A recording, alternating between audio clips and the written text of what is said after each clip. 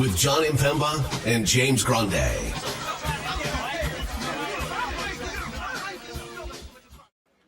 What is going on, FANation? John Impemba here with James Grande. Welcome into the Fantasy Alarm NBA DFS Playbook Live Show. It is Friday, TGIF, Emirates NBA Cup Tournament Day here over in the NBA. Listen, it's been a good week here. If you've tuned in, if you've watched, if you've followed, if you've read the playbooks, if you've been in the Discord, it's been a good week. We've had some success. You had 2 first place ships, or second and first place this week. Was it 2?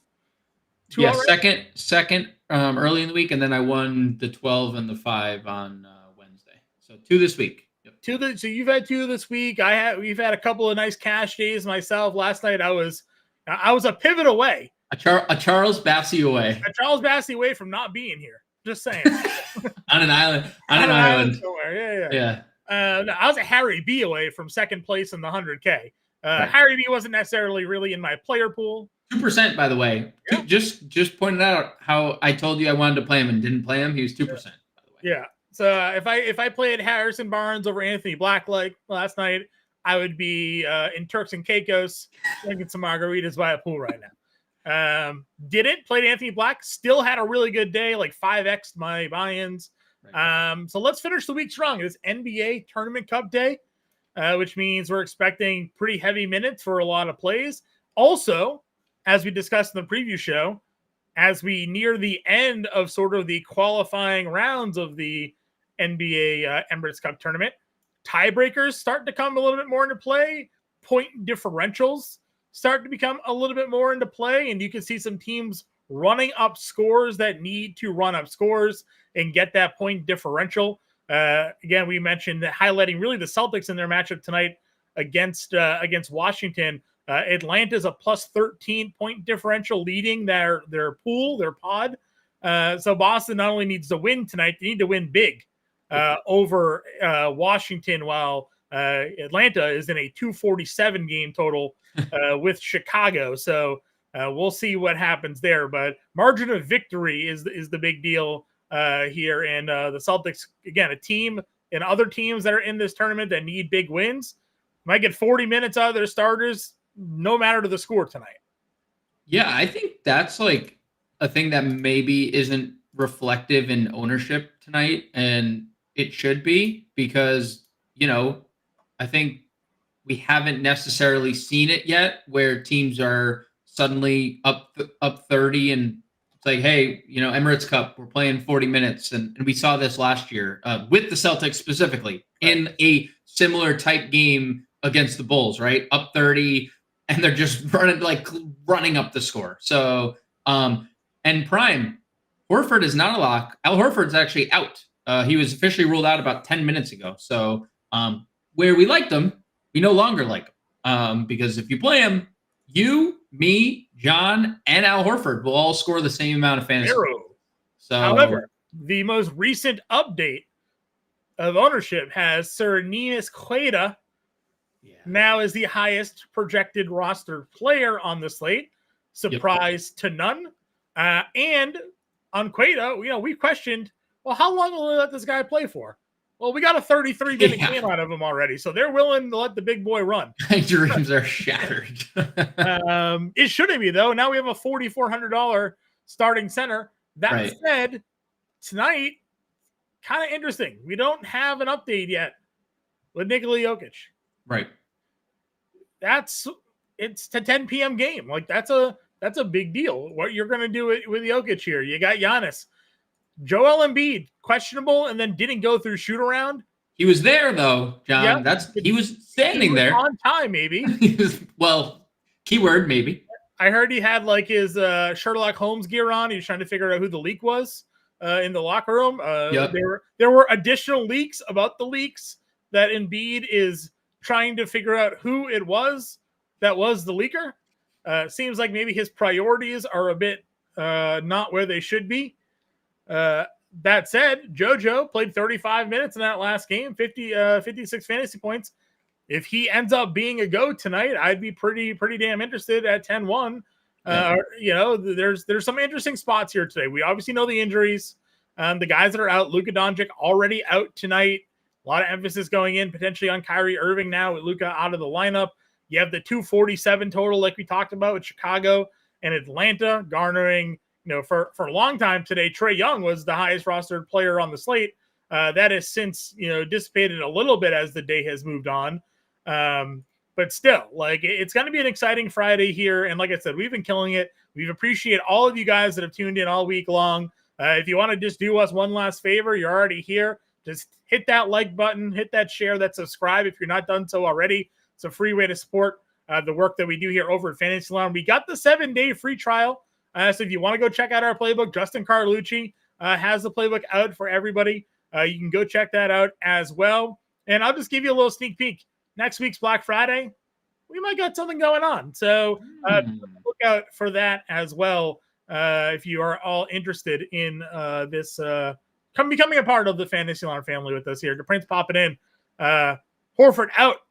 Thank you. Is out. But you're on FanDuel, the Prince. You have a $3,500 center that is getting. What are we doing with that? Tonight. That is an absurd thing, by the way. Yeah, FanDuel misclicked Nick Claxton's price tag, and he's $3,500 over on FanDuel today. Everybody's playing him. So we do appreciate you guys. Jeff always in here. Howdy. King of all trades, giving us the muscles. Love it. Probably saying every time he joined the show last season, he mentioned Horford. Yeah, dude, listen, Al Horford, fantastic against Cleveland the other day. It's been really good. Generally, we talked about it in the preview show. We were ready to play Al Horford today. Now we're ready to play Neemias Queta, most likely. If you guys have comments, questions, Grande's got all of his pick'em articles out. You got questions on bets, throw them in the chat. We'll pull them up on screen. We'll help you guys out. If you play on FanDuel, don't be shy. Throw your FanDuel questions in there. We'll answer those for you as well. Let's get into tonight's slate. Point guard position. We go position by position here. We break it all down. We build a lineup at the end of the show. Luka's out. He's not playing. We got Kyrie Irving at $9,800. De'Aaron Fox at $94, and a Sacramento team that is now back to being healthy. There is still no Malik Monk, but there is Sabonis and there is DeRozan back. You got James Harden kind of playing by himself without Norman Powell there. Trae Young, 92. Steph, $9,100. That's your 9K and above tier. How do you want to rank these guards today, Grande? I feel like I've been saying this a lot this year, and it has panned out most of the time. And I feel like it's important. Kyrie Irving is priced up, and I understand it. This is different than what it's been, right? Kyrie Irving is also, as you mentioned, playing without one of the highest usage players in the league, if not the highest usage player in the league. Kyrie Irving's playing in a massive pace-up spot. And because the last time that he played without Luka the other day, he didn't have a great game, nobody's going to Kyrie Irving. And I think that's a mistake because we've seen Kyrie Irving be an extremely, extremely good fantasy player. Yeah. I mean, there is so much backing that since the start of last year, Kyrie Irving has a 31.5% usage rate without Luka. And I think this year, there's just not a lot of sample. It's fine. 29% usage rate, 1.2 fantasy points per minute. But one of those games, PJ Washington had an outlier performance, right? Yeah. 20-17 or 25-17. Since the beginning of last year without Luka, Kyrie Irving, 1.4 fantasy points per minute on both DraftKings and FanDuel. And I just think in-season tournament, both Dallas and Denver are 1-1 in the same, obviously, group play. And you're getting a pace-up spot without Luka Doncic. I get that there's elevation involved. Kyrie Irving is one of the best conditioned athletes we've ever seen, right? Look what he did the last time he was in Denver. He had 43 actual on November 10th. I think the price is scaring people away. Sure. And it is driving me towards Kyrie Irving more because one, he struggled last time that he was without Luka, where he was just fine. And two, no one's playing him. And again, he has the team to himself. We were figuring out who else is going to produce. Is it Jaden Hardy? Is it Spencer? Those guys are not these gonna swoop in and just suddenly have these monster outlier performances very often. And if Clay's not making shots, then Kyrie is the primary scoring option, like 1 through 5. So I'm ranking Kyrie Irving first here. I think Trae Young is definitely solid. Number 2, Curry, Harden probably next. And I don't want to rank De'Aaron Fox 5 because I understand how great he has been. But they're obviously as healthy as they've been with the exclusion of Malik Monk.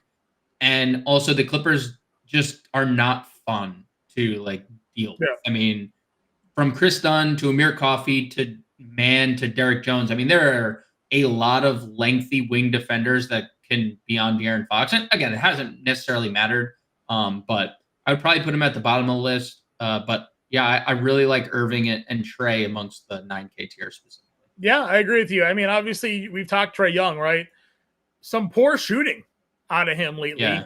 But the matchup is just the matchup. The Chicago Bulls are the team to play against this year. They play at such a high pace. They play such poor defense. Trae Young, even when not shooting well, 19 assists, 11 assists, like the peripheral stats are all there. I wish he was shooting a bit more. 4 of 12, 1 of 7 feels weird. Yeah. And I don't think it should go understated that it comes at a time where they're their healthiest, right? Hunter's back. Bogdanovich is back. Jalen Johnson's back in the lineup, and then all of a sudden, boom. I mean, he's always been a high assist guy, but, there are now other pieces where they feel comfortable shooting the basketball, and maybe that is what's happening. Or there's other guys now who are just themselves comfortable shooting the basketball. Like Bogdan's more than happy to shoot if you give him the opportunity to, he's not looking to make a pass, like somebody else may. So, but, $9,200 for what we've seen him, and we'll go over this as we work our way down. There's a lot of guys on this slate that were higher priced just a slate or two ago. They're now, $300, $400, $500 less expensive. That it's going to kind of make this a bit interesting here. So I like Trae Young as much as you do, just for what we think the potential could be in this specific matchup against Chicago. I like a lot of team guys on the other side of this matchup as well against Atlanta. So there's certainly that. Tier below, we got Dame Lillard at $8,900 against the Pacers. We got Jamal Murray here. Again, we'll see whether or not Nikola Jokic suits up. Maxey at 84, Halliburton at 81. The Maxey thing is interesting because, of course, he came back. He was limited, as you suggested he probably would be. How quickly of a ramp up do we get? He missed quite a few weeks here. If there's no Embiid, I mean, do they just say, all right, the hamstring reacted well, it's responded well, boom, 35 minutes again? Or do you think we get 28? Where do we think the ramp comes with Maxey tonight? I don't think they can. I mean, they just can't afford to, I know they can't lose either, but just long term, they're better with Maxey than without him. And if you push him too much, I think you're obviously risking it. Because it could be the Halliburton thing all over again. Remember, they rushed Halliburton back last year? Yeah, and it was never right, and then he hurt himself again, and then that was kind of the deal, right? Now we don't know if Halliburton's even Halliburton or there's a doppelganger playing. That hasn't been figured out either. I'm a little indifferent about this tier in general. Dame, I think, is perfectly fine. Jamal Murray, you can obviously get to if there's no Jokic. Maxey, I just don't see how we don't have a hard cap, and I don't even think that cap gets to 30 minutes. The rotations for Maxey were bizarre. He didn't play the entire second quarter, I think, just so they can play him in the second half when they needed him. But 25, 26, 27 would probably be my cap. If we come out tonight and they say he is playing 25 to 30 minutes and then Embiid gets ruled out, do you think there's a path? I mean, I get it. He's 84, but this is a guy that was, 95 before. Joel Embiid, a game time decision as we're talking about it. Injury management, again, is the designation for him. Yeah.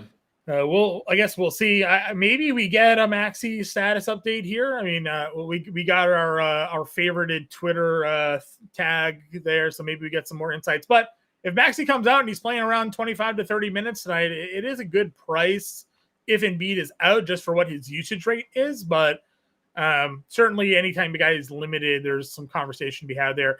And then Halliburton, you did your pick 'em article today. You took the under points for Halliburton. I took the over assists for Halliburton in a different play. Our guy Iggy wrote up over 8.5 assists for Halliburton tonight as well. the matchup, the total, a lot of things maybe trending in the right direction for the Pacers tonight. If we think he has like a low end double like he had against Miami, say we're 16 and 13 tonight with poor shooting, like 46 fantasy points is still paying off $8,100. I'm a little indifferent. He just doesn't look good. I mean, he's not shooting well.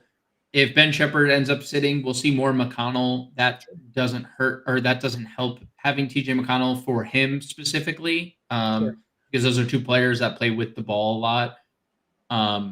And both our things can exist. I mean, if he doesn't score but he's passing well, we both win in that instance. Sure. So that's why I highlighted the 16 to 13 game. You hit your under. Iggy hits his over, and he still gets 46 fantasy points. You know? I think there is something to be said, and I don't always talk about like home road splits, but I mean, it is like hitting me in the face bad how different he is away from Indiana. He's shooting 30% on the road. He's shooting 20% from the floor, and he's averaging 11 points per game for a guy. Like, what are we doing? Yeah. I just the uncomfortability that Tyrese Halliburton's playing with this year is. Maxey will see increased minutes per Nick Nurse. Yeah, but again, that's 19 to.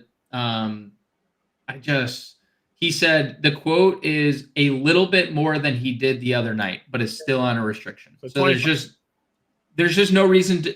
I was going to even say it when we get there, when we get to the McCain talking point, even if Maxey got a like significant bump, like 27-8, like the range that you talked about, I would rather just play Jared McCain regardless, just at the price. I mean, especially if Embiid ends up being ruled out now, like we'll have, I mean, there'll definitely be some ownership shifting if that ends up occurring.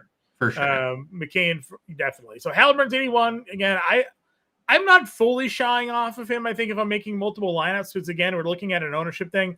It's around 14%. Surprisingly, more people are getting to him than I think I initially thought were getting to him. And there's guards. I mean, nobody's playing Steph Curry tonight. I have to assume that's like a blowout fear, but like not one person is playing Steph today, which seems a little odd. All right. So we have Halliburton. We got Van Vliet, 72, Jordan Poole, 7K. We got the Boston guards, got Dyson Daniel down here, and then McCain at 65, like you mentioned. Yeah, I mean, I love Van Vliet. The matchup is great. I'm a little obviously worried. Portland has everyone on their injury report today. I mean, they added Jeremy Grant throughout the day too, so things are just not looking good for them. But if Houston treats this like they did last year and play big minutes, then yeah, I think the Rockets are really appealing, including Van Vliet. He's been great, especially with the shot volume. Poole in tournaments is fine. Derek White, if Boston is truly going to play 40-plus minutes with their starters or even approach it, then I think he's vastly underappreciated in terms of ownership and stuff. Dyson Daniels, the great barrier thief, had 6 steals against them the last time he played the Bulls. If you get those stocks games from Dyson Daniels, then you have a massive ceiling. And if you don't, we saw last game, no blocks or steals, which is rare, but 22 fantasy points. And that's the problem, I think, with relying on the blocks and steals sometimes, because he hasn't always been an efficient scorer. So you need the blocks and steals to kind of make up for the scoring. So 6,800, I'd rather probably just play Kobe White at that price tag. I think he has a great matchup, especially if you worry about Daniels' defense, who's going to guard Levine. Like if you worry about Dyson Daniels defensively at all, then Kobe White has the, obvious better matchup. Right. But I do think Jared McCain is interesting to begin with because there's no Paul George. Interesting to begin with because Maxey is limited to begin with. And then obviously he'll be one of the, I'd assume he'd be one of the higher owned players of the slate if Embiid sits. And like if Embiid plays, there's not going to be a limit on him because like you said, it's management. This isn't like he can't play. Like if he's good to go, he's good to go. But if he can't play, I'd assume McCain's just going to play 40 minutes. And it's not like the easiest spot. Neither was Cleveland when he went for 34 and 10, right? Neither was Orlando when I was like shying away from him. And you're like, well, I think he's just good. And he went for 29. I've been on the McCain McCain train for I think longer than anybody, right? So here, the dude is just he's a bucket, man. 30 ever since he got back in the line, guy has not really missed. So I'm with you. I like that call a lot. Do you think Daniels goes on Levine tonight, or do you think he just guards Kobe White? I think he is going to guard Levine.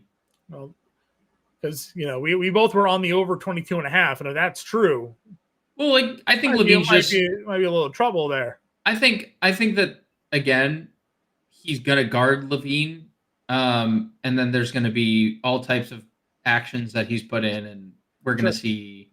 I took the over 2.5 steals on Daniels just for the amount of possessions that's going to be in this game. It felt like a good bet. So I did take the 2.5 steals for Dyson Daniels tonight. All right, so we got McCain there. You probably just like anybody. I mean, you've been out on Giddey. Is he now though? He was earlier. He is. He's still getting some ownership love tonight. Is Josh Giddey here? I understand it. I just don't. Like, he is just so lost defensively. No matter where he plays, he just can't stay on the floor. I mean, Patrick Williams wasn't even there, and he got benched in the favor of Torrey Craig and in favor of Ayo Dosunmu. So that's the problem with Josh Giddey. If they need defense and can't stop Atlanta, Josh Giddey's done, and they're going to play Ayo. So I understand the upside at the price, but I'll let other people chase it. If he's going to be popular, so be it. I'll if I lose because Josh Giddey goes off, and so be it. Okay. Working our way down into the next tier. Jordan Hawkins is back. We got obviously Shaedon Sharpe, who could be like one of the few active plays today, right? Yep. Russell Westbrook, who had the triple double. Drew Holiday, $5,300, still a great price. Delano Banton could be super popular if everybody ends up being ruled out. Peyton Pritchard's actually getting some ownership love today. I think people are expecting maybe blowout and Pritchard getting some run. He's $5K. TJM, guy we've been playing a lot of. McConnell, $4,800. If Shepard is out, what do we think for some value today? Yeah, I mean, Shaedon Sharpe is in a really tough spot, but if he's teamed to himself, Shaedon Sharpe, him and Delano Banton, Rob Williams, and Clingain, that's your team, then yeah, like I would have interest just given what the volume is going to be, right? 16, 21, 23, 15 shot attempts for Shaedon Sharpe over the last 4 games, and a lot of 3-point volume as well. So for sure would get there. No thanks on Hawkins, just with how extended his absence was, over 2 weeks. Don't think we need to go there unless there was like no cap on his minutes. I assume there would be. Yeah. With how many injuries they have, they're just not going to risk it. Westbrook, we're just not going to know. It's a fine GPP play if Jokic news comes out early enough. I hope it doesn't. I want the Jokic news to come out after lock. I want chaos to ensue because whether or not Jokic is in or not, like it's going to be chaotic regardless. Like you trying to get Jokic in or trying to find pivots off, right? So Westbrook, if Jokic is out, is fine. You're 100% right on the Delano Bant thing. Delano Bant is just an elite fantasy player. It just is what it is. He is an elite fantasy player. Period. End of just that is what it is. So this dude who couldn't see the floor for Boston, right, gets let go, picks up in Portland, and is an all-star NBA player basically per minute. He isn't first team all garbage minutes, like for sure. Like not like it is. I mean, just look. I mean, 20 fantasy points per game on 14.5 minutes. It's just like, so if they're without Scoot, Simons, then yes, Delano Banton, Shaedon Sharpe that's your front court or your back court, and that's a lot of fantasy production. So yeah, the Pritchard thing is definitely interesting because there's scenarios where Tatum can just be guarding Sarr, and they're small especially if Kate is off the floor or Cornette's off the floor, whoever Boston decides to go with, because we think Kate is going to start, but Joe Mazzulla is Joe Mazzulla. So Pritchard definitely in play. These are the spots that Jaylen Brown circled on when when he talked earlier in the year and said, like, we let Hauser and Pritchard do the yeah, dirty work. Yeah. So, like, both of them are super popular tonight, and I don't think that's a coincidence. But, you know, he's going to play his 24, 25, 26 minutes. There's obviously room for more. If Boston does what we think they're going to do, where they take this serious enough to get a big enough, point differential, then, like, there may not be extra minutes there for Peyton Pritchard, right? Or he's contributing to it because he knocked down like 5 threes. Or Kata's now the one off the floor, and you're just getting fast PP season, and he has 10 threes, and you're like, oh, he might have broken the record if Missoula didn't take him off the floor. If Shepard is out again and the Pacers start Quentin Jackson, would you have interest? I think I would have more interest in McConnell. Okay. And I think the reason is because we basically saw no TJ McConnell in the fourth quarter the other day, and they just let Quentin Jackson rock. Like, I'm not saying that Quentin Jackson wasn't good. He closed the first half over McConnell. Yeah. Quentin Jackson didn't even close. He didn't play the final 4 minutes of the game. Maybe that's something to consider. I guess. It's 4K. It's why I asked, right? Like, and on a slate where there's like not like clear cut value. I mean, Amir Coffey's getting a lot of ownership, right? Like, that shows you where we're at currently with the value. I'd be okay with it. I probably would still lean McConnell, just knowing how good McConnell is on a per minute basis. Also, TJ McConnell, like, known Milwaukee Bucks killer. Yeah. So I was trying to find a different word. I couldn't find it. But any other value here at point guard? I mean, like you mentioned Quentin Jackson. I don't think there's anything that, like, is of significance. Like, we talked Jaden Hardy briefly last night, but he hasn't really paid off 3,900 very often. Don't think Elf would be in the starting lineup anymore with Hawkins back, but with Ingram back, and with the way Reeves played. So, I don't think there's anything worth mentioning. Shooting guard. Again, Kyrie Irving is already up here. We got Ingram. We got Jaylen Brown at 82. We got Zach LaVine, 74. If we're looking at these top guys here, which direction are we looking to go? Yeah, I mean, you could always get to Ingram. Like, Hawkins is back, Murphy's back, but he 55, 53 fantasy points in the 2 games he was extended and was able to, get shots off. Massive peripheral stats as well. Tough defensive matchup. Golden State's obviously a top 5 defense in the league. But you can get to Ingram. Jalen's fine if he's going to play 40 minutes. I think that there's obviously a ceiling. Just missed shots last game. And then LaVine, although I think he faces Dyson Daniels a lot, he's also been since like these recent string of injuries, he's just been really good offensively. He's also been really good peripherally. Yeah. 3-point volume is great. I mean, 21 threes in his last 2 games. The minutes, I wish were a little higher. But he's a 50-40-80 guy this year, leads them in usage. So shooting guard, small forward. I like all 3 of them. Per dollar, LaVine's the best of the 3, but he's also going to be the most popular of the 3. It could be shaping up to be a Derek White game at $6,900. Cam Thomas is back here as well. A lot of these guys we've kind of talked about already. You touched briefly on Jalen Green's price this morning. Thoughts now on these spots here? Yeah, I mean, definitely like Derek White.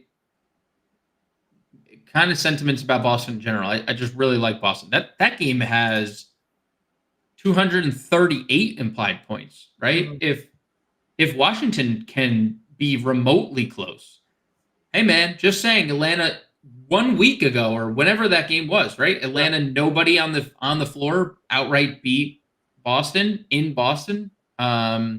In the in-season tournament. So, like, I'm not saying Boston's not going to blow Washington out, but, if that game stays competitive at all, Boston plays 40 minutes, Derek White's taking double-digit threes and making 6 of them, and then you're like, oh, 50, right. I don't really have anything else. Like, the price for Jalen Green just stood out more than anything. I think there's obviously a ceiling there, although he hasn't shown it. Mm-hmm. It would be tough for me to get there because Şengün and Van Vliet have been so good lately, and then you factor in the the Bash brothers off the bench. Yeah. That like just does he even get an opportunity to do anything but shoot at that point? So a little indifferent in this tier in general, like outside of the Whites and Derek and Kobe and McCain. We've already talked about all of them. Yeah, I mean, shooting guard value. Anybody down here? I mean, there's also Amon Thompson, $5,100 would be the one guy yes be having. Clay 58. Yeah, I like Clay. I like Clay. He just needs to make shots. It's a really good pace up spot for Dallas. So if Clay can make shots, there's a ceiling. I preferred when his price wasn't where it is, but sure. To be fair, DraftKings gave him all the proper bumps with knowing Luka was out. They did. And then Quentin Grimes is down here at 42. Yeah.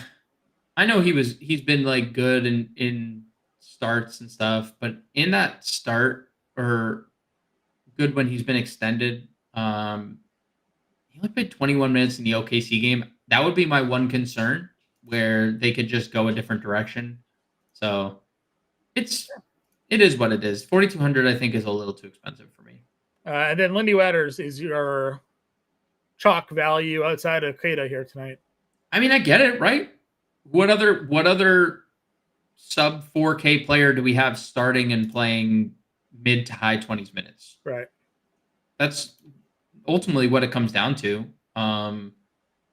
He didn't really get blowout run, which is kind of not great because like he played the fourth. Yeah. He played and didn't play the final, 231. So if he plays that entire fourth, you get him to 26 minutes or so. I think it's just that he's $3,600 in starting, right? Yeah, he didn't close the first half. Kyle Anderson did. That's like the Steve Kerr thing that we always have to worry about, right? Steve Kerr is just a wild child. If it's not Wiggins, Draymond, and Curry, if it's not Green or Curry, you don't know what he's thinking for the rest of the game. But yeah. I mean, I don't hate the Lindy Waters play. I also, when we were talking about it last night, I also didn't suspect Lindy Waters' value to hold throughout the whole day, where he's like the highest rostered player of the day or in the top 5. I thought he would be popular, but not this popular. So that obviously is a little worrisome, but he's been pretty good on a per minute basis. Anthony, we don't know yet on Embiid. Game time decision. We know on Maxey because he is limited on minutes. We do like McCain. Where we're at there. Small forward. Got Tatum, small forward, power forward eligible. He's 10-4. Talked Jaylen Brown, Ingram already. We got returning DeRozan. We got Michael Porter Jr. here. What are our thoughts in this top half? Love Tatum. Love Tatum in the spot. I know Koulibaly defense, but we've talked about this ad nauseum. There's also Jason Tatum's averaging 16 potential assists and 15 potential rebounds per game over his last 5. He has been just so good all year. Now there's no Horford. It's just setting up for another big. Is Jason Tatum going to get this triple-double game with 25 points, right? That's how good he's been this year. So definitely think you can get there. I don't have a ton of interest in the rest of this top tier of small forward. We talked Ingram, we talked Brown, DeRozan returning against the Clippers. Mm-hmm. I know there's a home narrative somewhere in there because he's from LA, but not a good matchup. We talked Levine, Michael Porter. You can only really play you can't only play him if Jokic is back, but he's been really good in 2 of the 3 games without Jokic in terms of shot volume, where and the Memphis game he didn't really get a chance, 27 minutes. So you could play Porter, it's fine. You just I think Ben Matherin would probably be the next name I'd get to, 6,400. But you and I are also Ben Matherin truthers, and we suggest him pretty much every slate, no matter death taxes suggesting Ben Matherin. I agree. Yeah. Let's see here. That's a good spot for him. Any interest in Murphy coming back? Yeah. Yep. And Ed, yes, just play. Yeah, Claxton on You got to play FanDuel. Claxton in He's FanDuel. $3,500. You gotta play him.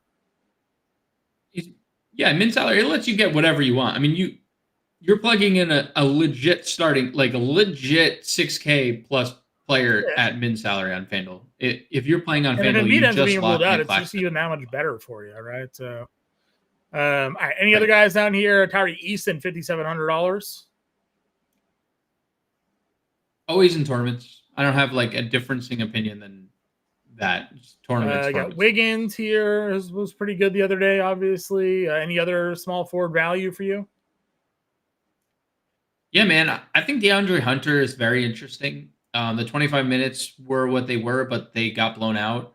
He closed the first half over Ricochet, which I think is obviously very important.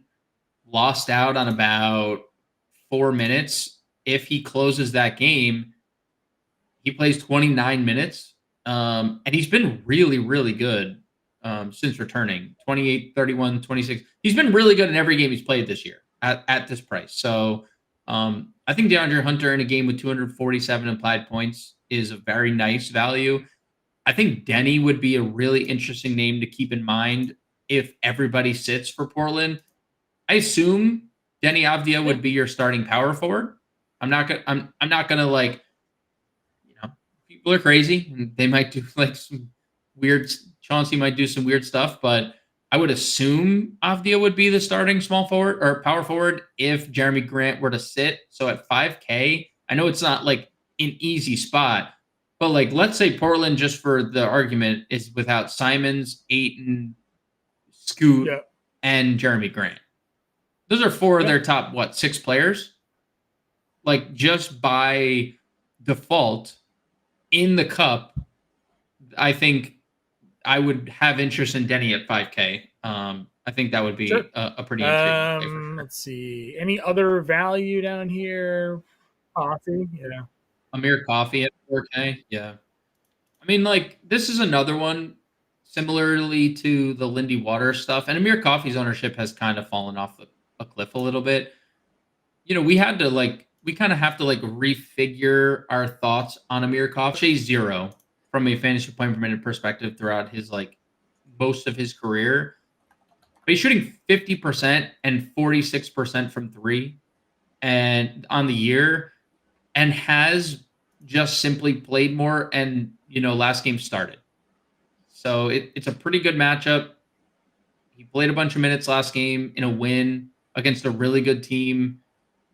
And if you got anywhere close to the last 2 games production, then you're feeling really good about Amir Coffee. But John, he has an incredibly low floor. So, that would be my one worry. But I understand it if you get there. He's a starter again. Same Lindy Waters thing, right? Starter playing 30 minutes. You don't on this slate specifically. There's not a lot of those guys at this price range. No. Power forward. Giannis is 12-1. Anthony had the question, is Milwaukee being overvalued tonight? What do you think? Is Milwaukee being overvalued? Well, Giannis is 12% rostered, and he might go for 350 points and then steal the ball from Indiana. Because that's what happened last year. No, I mean, I don't think undervalued or overvalued is. I think that they are hitting a pretty decent stride where they've won 4 of their last 5 games. They beat Houston, who's, everyone's darling in the Western Conference. They handled Chicago despite Lillard not shooting the ball well. So from a ownership standpoint, they're being undervalued, I think. Giannis is being undervalued if he's only going to be 12% rostered on DraftKings. That's too low, personally. But I understand it because there's not this 3 clear value plays at 3K like we've had on some of these slates where we could just jam Giannis and move on. That doesn't exist tonight, so I understand why the field's not getting there. But, they are in a really good spot. I agree with you. Mid-tier options for us here. Jalen Johnson, $8,300. Looking pretty good there. That matchup against Chicago. DeMar DeRozan's back. Yeah, Siakam. Draymond Green is someone that we've highlighted. Obviously, a bit concerned maybe about a blowout, but what are we doing in the mid-tier here? Absolutely love Jalen Johnson. You factor in the last time that these two teams played, Patrick Williams, who by all accounts is the Bulls' best perimeter defender, or best, at least best in the starting lineup. You could probably make the argument between him and Io. But there's no Patrick Williams, and now they dusted off Torrey Craig last game for nearly 30 minutes. Yep. And no disrespect to Torrey Craig, obviously a pro's pro, right? Hasn't played, suddenly comes in 26 minutes and was like super productive. No chance to match athleticism with Jalen Johnson. None. Zero. Jalen Johnson jumps out of the gym better than everyone to begin with. And now Torrey Craig is, look what, I mean, I'm not comparing him to Giannis, but like that was to the Torrey Craig assignment last game. And Giannis scored 35 points in the paint. Right. So, Jalen Johnson should be able to get to wherever he wants to. He's obviously super elite peripherally. I think that's where the fantasy value really comes in, because it wouldn't shock me if Jalen Johnson scored 20-something points tonight. But he is like a legit, kind of triple-double threat at times. I mean, we're talking about like almost 30 potentials between assists and rebounds over his last 5 games. So, I think Jalen Johnson is a great play at 8,300. Last I looked, I don't think he's getting any ownership at all in a game with a 247 implied total. So I like Jalen Johnson. Siakam's fine at 7,200. Fine. It was better when there was no Miles Turner.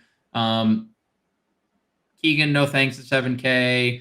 Kuzma, if you think that game has any remote chance of playing close. The Kuzma's only played over 30 minutes once this year. That's definitely a little bit of a concern. And the Draymond point you made, he's been super great per minute, over a fantasy point per minute this year. First game he hasn't made shots after we, complimented him on making shots. So still gave us 35 fantasy points. There's definitely a ceiling. That game is a 10-point spread in New Orleans. Golden State 2-0 in their group. If they win this, they basically seal the deal on like winning their group. So, Bowers, Eamon Thompson's fine. Again, he had a really bad game the other day. 6K, we know what he can be. Count that as an outlier, not like a standard performance for him. Could also get some late run if that game blows out. Sometimes we see him and Tari Eason just sort of be the two guys on the floor in those situations. And you'll definitely want that against whatever Portland's put on the floor tonight. So I'm good with Eamon if you want to play the 6K there. Again, you're saving a lot of money tonight, center on FanDuel, because you just have to play Nick Claxton at 3,500. The value there is just too cheap. So I don't mind it. We kind of had the opposite effect of Draymond. We've had good success of calling out guys who are shooting poorly and then they turn it around. Brandon Malin, Jalen Suggs last night. I live bet his threes. He hit like 6 of them. It could be a night where we talk about Draymond missing shots and he comes back and knocks down 4. So you got that. We got Easton, as we talked about. You mentioned Murphy. Wiggins is fine. Hunter, you've talked about. Got Rob Williams here. I mean, it seems like at minimum he's playing 24 minutes. Like they're just trying to consistently keep him at 24. Yeah, now there's like full-fledged we want Rob Williams campaigns out there. The Lakers too. So yeah, the Lakers. Want him, yeah. I think that's such a good fit. Different show. We can do a different show there, but I think Rob Williams is fine. I mean, if Jeremy Grant sits, we saw Rob Williams play some power forward earlier in the year. I don't hate the thinking that he would do that again. So I think Rob Williams is interesting. We got to talk Jabari Smith, because he's once again just getting all the ownership, and it feels like such a letdown spot. I understand where the ownership comes in, right? We've talked about this before, because when he makes shots, there is a massive ceiling. Yeah. But it's just been so many games of you're not you're like Tari Eason's playing over you, or insert other Rocket that's playing over you. And I mean, he's played 30 minutes like in November 3-4 times in November. We're almost at the end of the month. He benefited from the Şengün foul trouble in that game. Okay. I would, looking at the rotations, I have it up now. Okay. He did not, but there was the Amen Thompson foul trouble, if you remember. He picked up all those fouls early. Jabari Smith played 24 straight minutes in the second and third quarter. Did not sit once in either of those quarters. And if you remember, Şengün, yes, he may have gotten in some foul, the last couple minutes, because Şengün sat the final 2 minutes of the second because the third foul. Yeah. But he also just played alongside Şengün for that entire second quarter, and then the whole third quarter. I'm like, you and I usually don't play Jabari Smith. This is obviously a pretty good spot against Portland, just for Houston in general. Well, that's what I think we're going to run into a Celtic situation tonight with Houston, where it could be any one of them because they're all just in good spots to do it, right? Şengün has Şengün might have the toughest spot if it's going up against, shot blockers in Clingan and Rob Williams. But, Rand Fleet's got a great matchup. Jalen Green will have a great matchup. Whoever gets their shot off seemingly will have the better spot. And I get it. Price point makes sense. I'm just, this morning he was the second highest rostered player. I know. He's obviously dropped down a little bit more. What do you make of Sam Hauser? This always happens with Sam Hauser. That is right there is the Boston blowout plus the lack of value factor. Yeah, we have Sam again. We'll update it as we get closer to roster lock, and sometimes things we talk about on the show in about 35 minutes change drastically with ins and outs and just adjustments. But the top two roster guys we have for tonight's slate is Neemias Queta and Sam Hauser. Overall, the projections have been pretty close to what ends up being true. So, and these are for large field tournaments. So even if there's a range of outcomes of plus or minus 5 here, you're still talking 25% ownership for Sam Hauser tonight. That's scary at $3,500. Let me ask you this question. If Embiid is ruled out, and we'll have to have this because they both start at 7. Yeah. If Embiid is ruled out, Hauser or Yabusele? I told you this morning I was prepared to play Yabu anyways with Paul George out. Right. If Embiid gets ruled out, I agree with your thought initially that Drummond would still start. But how many times has Drummond started and then second half you get the update that Yabu plays over him, or Drummond starts, but Yabusele is just the better player at this point? Drummond, elite rebounder. He is not really doing much else, and Yabu's proven to be a pretty great rebounder. I like Yabusele tonight, I think, anyways. And obviously no one's playing him now. People may be playing him in 35 minutes if Embiid gets ruled out. I feel like there's a clearer path to minutes for Yabusele because there's no Paul George tonight. Certainly been proven to be at least at times a better fantasy point per minute. And it's hard to judge recently because they've had everybody back. So his numbers don't look as good. But there's some good stretches here where they had nobody, where he was looking pretty solid. Obviously, he had that one game against Cleveland where everybody was out and it was just him and McCain having themselves a day here. So I feel like I like him more than Hauser. I agree. If there's no Embiid, Hauser did have the game last year when everybody was out where he was going to break the 3-point record, but then he sprained his ankle.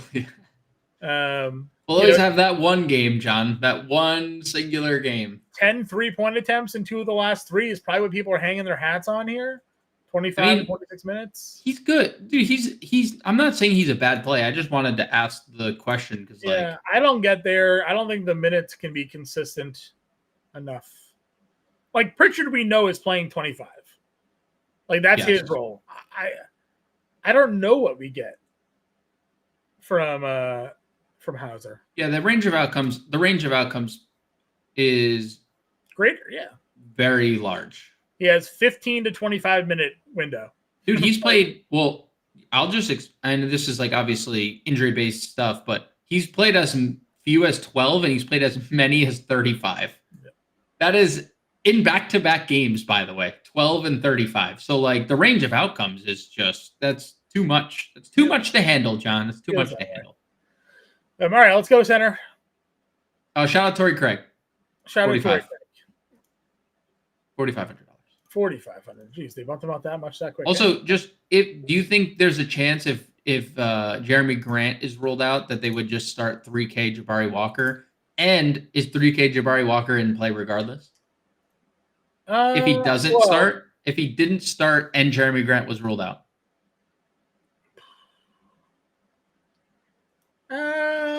Maybe. I think I've actually talked myself into that today. Okay. I have talked myself into, since the Jeremy Grant stuff, I've mentally prepared myself for Jabari Walker minutes. Certainly playing if he starts. Yep. Well, yeah, 3K, then you're playing. Say everybody's out, right? So they start Banton, Sharp, Kamara, Denny, and Clingain is what you think? That would be my guess at the 5, yeah. And then Jabari backup 4, Rob Will backup 5. Yep. And then like Rupert, Murray. That's like your 9. Yeah, that's like your 9. I'd say Chris Murray would be kind of interesting, just given the 3-point shooting that he can bring to the table. But not that I would play him, but I'm just saying, Chris Murray would be in the rotation. Yeah, he'd be in the rotation. Center. Again, we don't know the status of Joker. We do know he has a shoe coming out. We do. The Jokic ones. If he was in, I would find ways to get him in my lineup. Yeah. If you want to build, because you can do, there's 2 10 p.m. games tonight, and there are easy-ish pivots to be made there. You give yourself ways to get to Sabonis and then spend up from like Clay to Kyrie or something like that. Like there's paths to making it all work. Yes. That's an NFL update, not an NBA. No, I was also checking like, oh wait, did we just get live Jokic news? And No, Rashad Bateman didn't practice. Sorry, Ravens fans. Yes, so nobody's obviously playing him because there's no indication that he's available to play tonight. 12, 11, 12. I think that if we got news before roster lock that he was active, there would probably be a push to move him into lineups. Yeah. For now, I'm still toying with the idea of leaving myself room to play him. I just got to figure out how I want to make that lineup build go. But have to do it that way because it's a lot of money. Yeah, it's a lot of money. Michael and Gaines both mentioned Coffee. We talked about Coffee at small forward. He's in, or shooting guard, whatever it was. He's in play. 4K, definitely in play tonight. Craig or Coffee for Michael here on FanDuel. 3,800 for Craig, 44 for Coffee.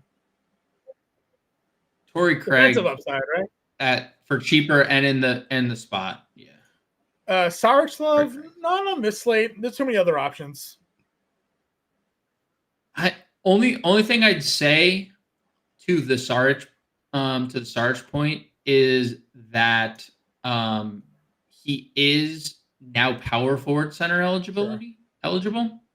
I think that makes it easier to like play Dario Saric. That's fair.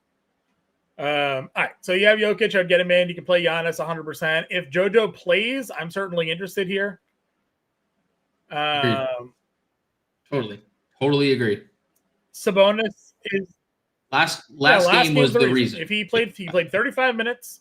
He played 33, 31, 35. So there's no minutes restrictions. They're not playing tomorrow, right? Okay, so there's no reasons for him to be limited. He dominated Memphis. I wrote it up when I did the Pick'em article. I said over 22.5 points for Joel Embiid. He's playing the minutes. This is a domination spot for him. vintage dominant MVP level Joel Embiid. Yes. If he plays tonight, I assume all the same things are going to happen. No minutes limit, no Paul George, Maxi's limited, a lot of opportunities for him. Claxton could be limited tonight, or is limited tonight, obviously, coming back from whatever he's been dealing with. So I like Jojo a lot. Sabonis is your Jokic pivot or initial build, whatever way you go about it to get money into wherever you got to get it to go. Not a bad, I'm comfortable doing that play if you have to spend down. He's been good. I know it's the back, but they waited long enough. He's back, I would personally probably, if I'm playing Jokic, he's probably not in my center spot, and I have him in util, and personally I'd prefer to pivot to Kyrie, who's in that same game. But yeah, Sabonis is obviously for sure. You'll figure out different ways to get the builds. I was gonna already have Kyrie in my lineup, so that's also going to be able to make that pivot. But maybe. But Sabonis just 1-for-1 for positional eligibility made a lot of sense. You have Şengün against Portland again. Could be a really good spot for him, just regardless. Clint Game, great. Rob Will, great, fine. Şengün's been fantastic here. Vuk 78. It's been really good. Pace up spot for him. You have Turner who came back. Draymond, we've talked about. Brolo has been incredible in 3 of the last 4. I was shocked to see his points props at like 13.5 today. And I didn't click it, but I was just like, man, he's not missing shots. So yeah, I love Brolo in tournaments, especially he is really, really playing drop coverage well and just meeting everybody at the rim. A lot of steals, a lot of peripheral stats, and obviously the shots falling. Let's see here. Again, Claxton on FanDuel, not on DraftKings. We talked Capella, and you highlighted Atlanta coach mentioning that they like Capella against bigger centers. Okonkwo doesn't really handle himself too well there. And then we looked at that Chicago game, and he got 26 minutes there. So he's been really good playing in the mid-20s as it is. And if we think maybe there's now a ceiling minutes game, 26, 28 minutes for Capella at 5,300, this is certainly a spot for him to get some lobs, get some offensive rebounds. There's going to be 1 billion possessions in this game. Yeah, I played his fantasy score on PrizePicks, which sits at 26, and he's done that in 6 straight games. So, and on DraftKings, he's done that in 8 straight games. So, or 7. Math is hard. I do think that there's a chance he gets extended. Now, the extension never reaches 30 minutes.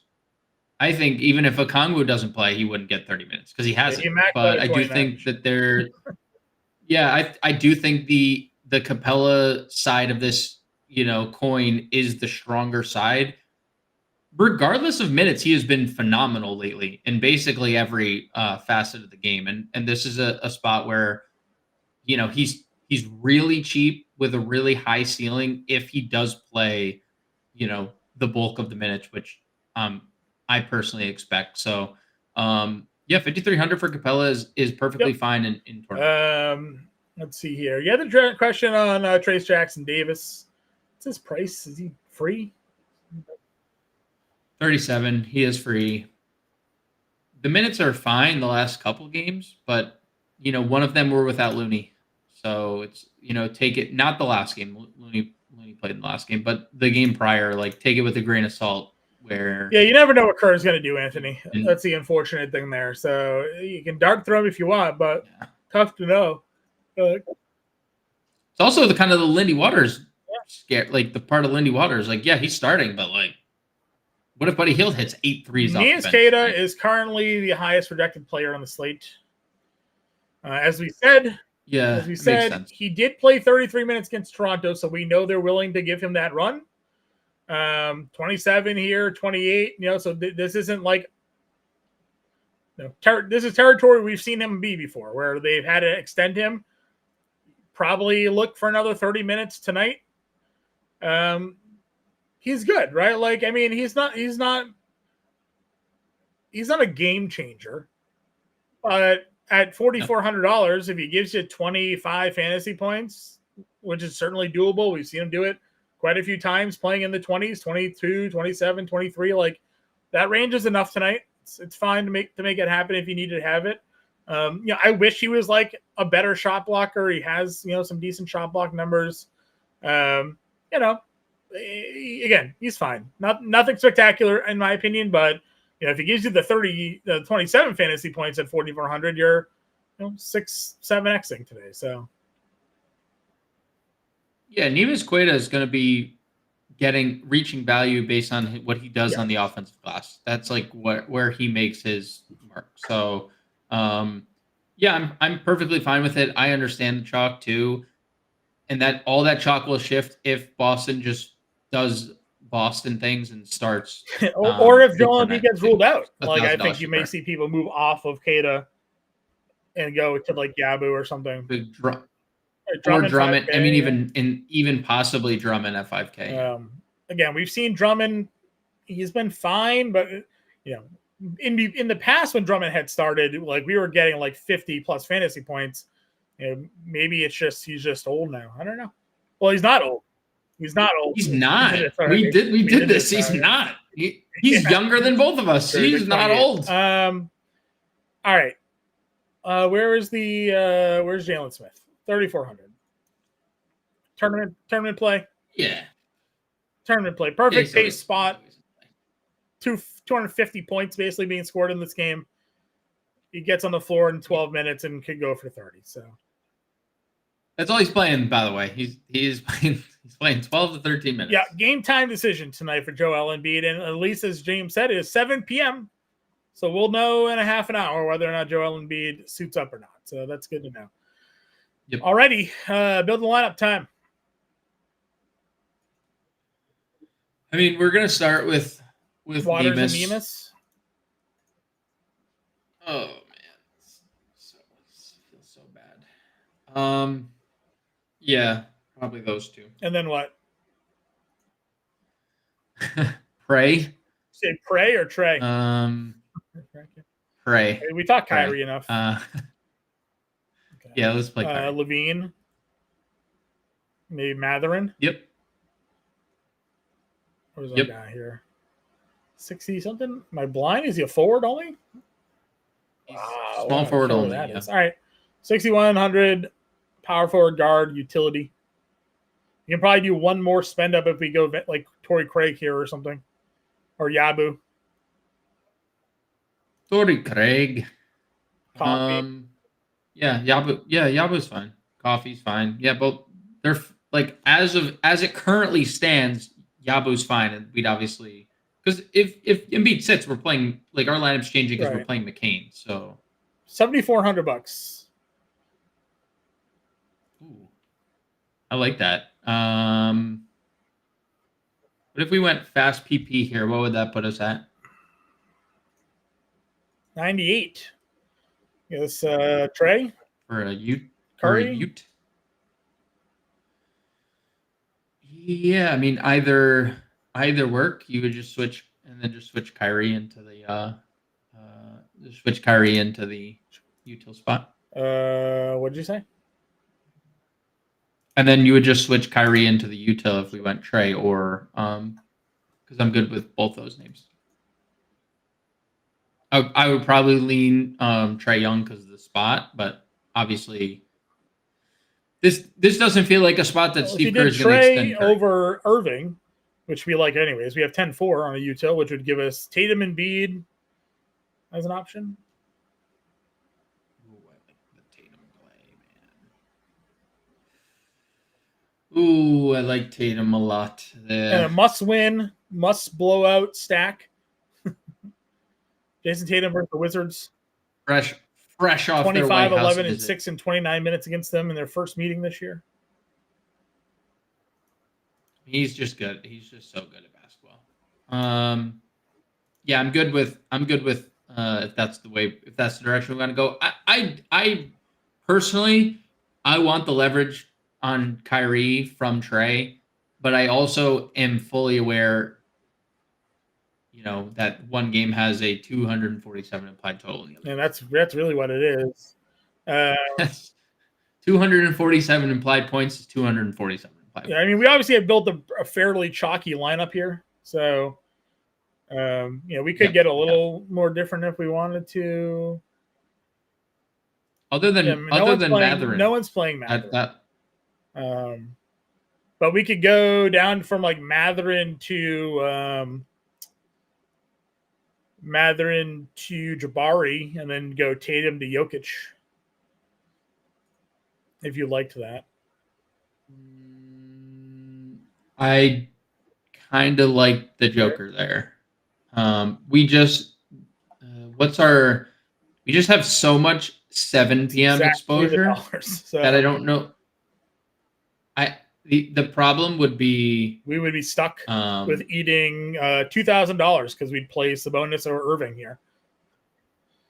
I think that would be the one problem. I think with Jokic, if we're playing a Jokic lineup, we just have to have more pivot options, right? Because like we're just screwed, and we're not making up $2,000. Like we're just eating $2,000. I agree.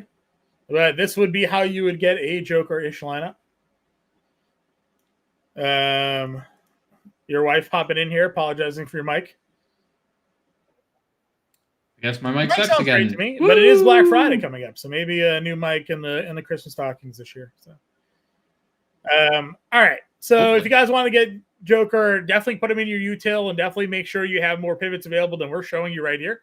Because if he gets ruled out, you're gonna want to make some changes to that lineup. Good luck, everybody, tonight, though. Playbook is out. Again, we have the 7-day free trial going on. You can scan that QR code. Go to FANation.com/win. Promo code Let's Go. That first month there, 50% off, less than $20. Take advantage of that. And again, be on the lookout. Black Friday next week, we might have some deals coming out that you can take advantage of to join the family. Good luck, everybody. Hopefully see you in the Discord. We'll talk to you later.